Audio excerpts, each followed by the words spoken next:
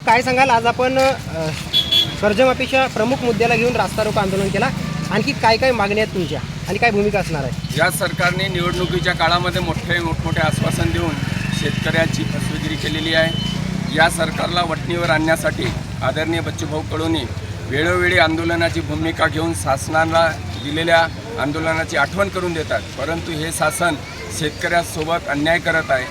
आम्ही शेतकऱ्याचा सातबारा कोरा करू असे यांनी मोठ्याने सांगितले होते, परंतु कुठल्याही प्रकारच्या शेतकऱ्याचा सातबारा कोरा करण्याच्या बाबतीत ठोस पाऊल उचलले जात नाही आहे. दिव्यांगांचा पगार, ज्यांना 2 हात नाही 2 पाय नाही अशा लोकांना तुटपुंज मानधनावर आणि केंद्र सरकारने मागील 50 वर्षापासून जो 200 रुपये मानधन आहे त्याच्यामध्ये वाढ करावी, त्यासाठी हा एक आंदोलन आहे.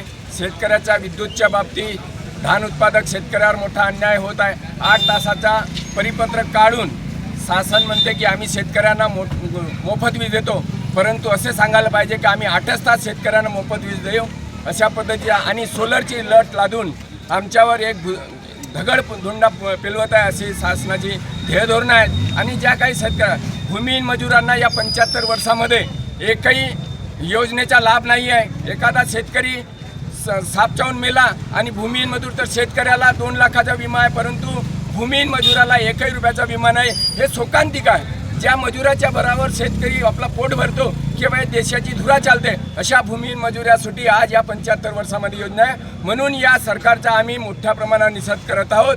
आणि यानंतर जर या शासनाने सातबारा कोरा किंवा अन्य मागण्यावर आमचा विचार केला नाही तर 5 ऑगस्टच्या नंतर मोठी रॅली काढून गावागावामध्ये चक्काजाम आंदोलन किंवा याच्यापेक्षा तीव्र आंदोलन करून किंवा मुख्यमंत्री साहेबाच्या घरासमोर 1 लाख लोक बसवण्याचा आदरणीय बच्चूभाऊ कडूंचा मानस आहे.